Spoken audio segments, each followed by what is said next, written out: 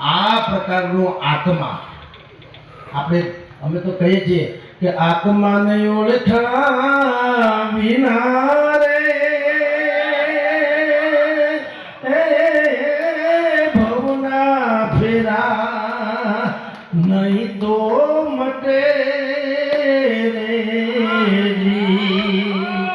એમાં એ ભ્રમણાને ભાગ્યા એ વિના રે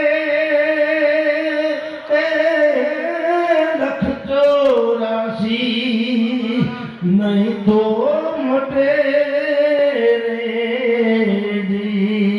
તો આ ભજન સાંભળીને અમે જે અત્યાર સુધી ડાયરાના ચાહકો રહ્યા પહેલી વખત એવા ભજનાનંદીના દર્શન થતા છે, પૂજ્ય લાલ બાપુના દર્શન થયા છે એટલે હું અમારી જાતને ધન્યતા અનુભવું છું અને આ સૌરાષ્ટ્રની જેટલા તીર્થધામો છે માં જાગતું તીર્થધામ છે આ